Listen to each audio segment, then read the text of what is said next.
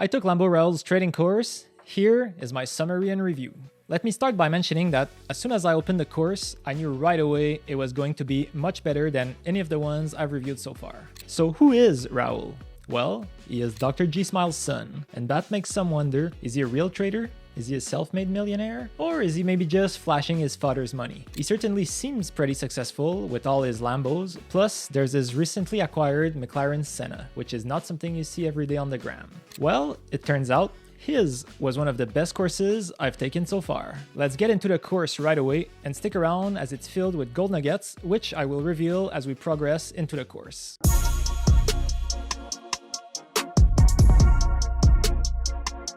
The course offers a ton of videos and content that covers pretty much all aspects of trading. Just by looking at some of the titles, it feels like we'll get many answers to most of the questions new and intermediate traders often have, like how to trade gold, how to maintain a live trade, how to become a funded trader. The course also gives you access to live webinars every Sunday evening to help prepare for the week ahead. This is a very common practice nowadays, and I think it's a really good thing.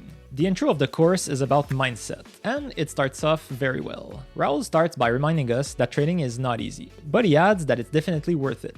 If you got into Forex thinking it was a get-rich-quick scheme, you might have to reconsider your goal. But if you're focused and disciplined and show up every day with consistency, you will see results. The goal is to make a return on your investment. As a beginner trader, you will not turn $150 into $150K in 2 months. It's normal. The first goal is to break even. As a beginner, you will lose money.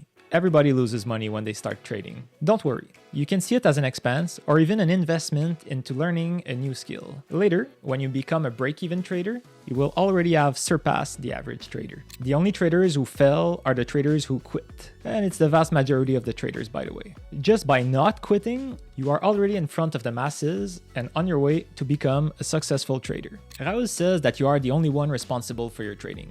That means you're also responsible for your mistakes. And he recommends writing your mistakes down so you don't repeat them. You might have noticed that a lot of mentors and gurus, if not all of them, talk about journaling. I believe that it's the most underrated part of one's trading journey. Get yourself a notepad and write down everything. Write down every mistake you make as you trade. I could make an entire video on how to use your trading journal and what to write in it, but that'll have to be for another day. For now, let's stick to what Raul says about writing down your mistakes and any other observation you make while trading. He reminds you to write things down many times during the course. That way you don't forget patterns you saw and ideas you had. Plus, it helps with overall discipline. Okay, so you've done all this. The next goal is to become a profitable trader. For that, you will need a lot of discipline. And not only in trading, but in every aspect of your life. Don't focus on making $1 million right away. That's flat out delusion. Raul says you should focus on keeping a good life hygiene and it will reflect on your trading. I agree that's the only way to become profitable. Focus on that and you will succeed. This is the way. The next section of LamboRaul's course is on the basics of Forex. What Forex is, what a currency pair is, which currencies are the most traded, what's a broker, what's the difference between an A book and a B book broker. Speaking of brokers, please guys, trading is already risky enough. Choose a well-known, reputable broker that's properly regulated with a good track record. No need to take any more risk with a newly established crypto-only broker that's regulated in some country you never heard of or is straight up unregulated. Forex trading is not casino. You're not gambling and the odds aren't stacked against you. You must manage your risk and understand that trading is a probability game. Your job as a trader is to determine if a trade will have a high probability of success. You have to understand that you will win some trades, but also lose some. You might have winning streaks followed by losing ones. It's all stats and probabilities. Raul considers himself a day trader and a swing trader. This means he will usually hold trades for a day or even an entire week. He's not a scalper, trading with higher lot sizes and holding trades for often less than an hour. Remember, there are no good or bad types of trading. Scalping is usually more appealing to new traders, but it requires a lot of discipline and a strong trading plan. I think one should definitely understand the market and get familiar with day trading before getting into scalping. As for Raul's trading sessions, he mainly trades the London session. It's the one with the most volume, which explains why it's his favorite to trade. The rest of his time is spent doing other projects than trading. He says that the worst time for him to trade are Sundays, when the market opens and the volume is very low, and also Fridays, when when liquidity dies down as the New York session closes for the weekend. Additionally, he doesn't trade on holidays with low volume. But Raul says that the most important time not to trade is when you're dealing with personal issues. You must take a break and step away from the market. So you need to choose a session for yourself. Show up for this session every day and consistently trade this session the same way you show up every day to your job. Welcome, by the way, to your new job. Now for how to read market conditions and more on how Raul trades. Raul explains that there are 3 types of market conditions. A bull trend with higher highs and higher lows, where the goal is to buy on a higher low for a nice entry and ride the trend. A bearish trend with lower highs and lower lows, where the trend remains valid as long as no lower high breaks above the previous peak. And then there's the range, also called a consolidation zone. This is when the price moves sideways without lower lows or higher highs. It's mostly during this last stage that banks and institutions move the market. This is when the accumulation phase starts for them. They accumulate their positions in small ranges, and then, as they start taking their profits, they will move the market into a certain trend. Our goal as retail traders is to spot those accumulation periods and position ourselves to ride the wave that the institutions make. During his top-down analysis, Raul checks if the trends align between the different timeframes and searches for pullbacks to get better entries, all the while trading according to the main current trend from higher timeframes. Because remember, the trend is your friend.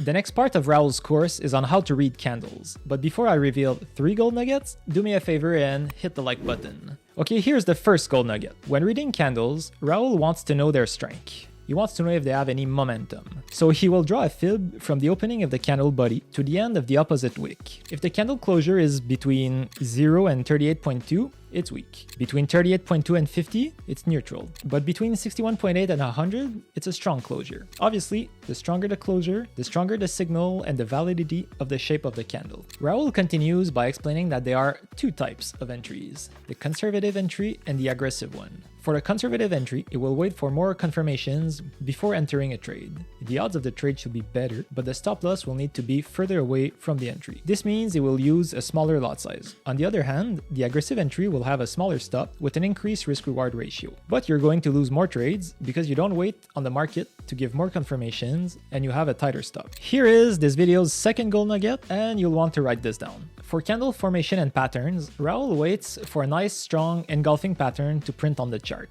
The bullish engulfing pattern is his favorite, combined with a zone of support or resistance. Ideally, with the bullish candle closing above the wick of the previous bearish candle, or with the bearish candle closing lower than the lowest wick of the previous bullish candle in the event of a bearish engulfing pattern. Here's a tip. Print the patterns on a piece of paper and have them near your screen to remember what you're looking for. Okay, gold nugget number 3, sitting on your hands. When he takes a trade, Raul waits for it to actually play out. This means he sits on his hands and doesn't fiddle with the trade, skewing its risk reward.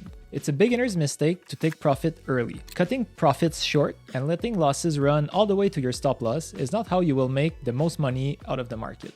I really like the sit on your hands strategy and recommends that you add it to your trading plan.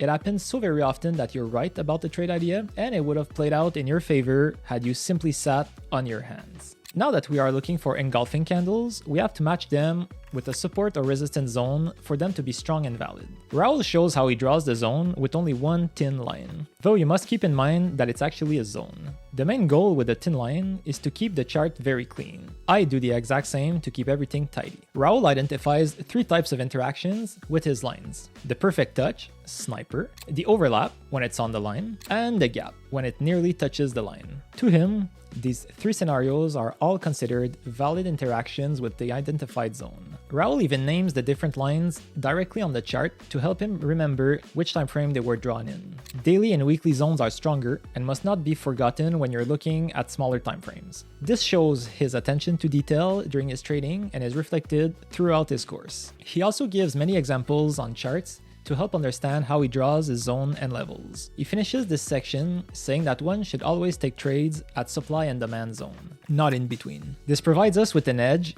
and a logical place to put our stop loss to ensure a positive risk reward. In the event of a buy, as long as the price respects the demand zone and doesn't close under it, the trade idea remains valid. That's why he puts his stop loss under the demand zone. If the price breaks below, he knows he was wrong about the trade and he will exit the position. Your stop loss should always be at a point which proves your analysis wrong. If the price reaches that point, you must exit the trade. Liquidity grabs and stop hunts don't happen really often. If you get stop loss hunted, it doesn't mean the trade is invalid anymore. You can re-enter the trade if the price goes back into the zone. You will get more comfortable with this as you show up every day consistently in front of your chart. Before we end, here's one last gold nugget. Through all the courses I've taken and reviewed so far, one thing always comes back, and I'm convinced people don't do this enough. When looking for a trade, write down all the confluences that you find. Write down the confirmations and everything that you see. That way, you will know if you're looking at a high probability trade or not. Keep a tight journal. Write down your statistics, but also your emotions, how you felt during the trade. Write if you should have stayed in the trade longer or not. Did you manage it properly? Should you have sat on your hands? I've noticed that every successful trader out there will, at one point or another, talk about their journal, their notes. They write a lot. And if you want to be successful, you should do the same. Raul always looks for good textbook high probability trades, which makes a lot of sense if you ask me. Basically, there is no witchcraft or magic strategy. He simply looks for good, realistic setups. Raul's course offers a lot more, including webinars and exclusive Sunday live streams to get your charts ready for the week. I was very pleased with what I found in his course, definitely the best so far. If you are curious about my own unusual scalping strategy, click the link in the description below and join my Check Index Telegram channel. Once again, please like and subscribe and let me know which course you'd like me to review. See you next time for more gold nuggets.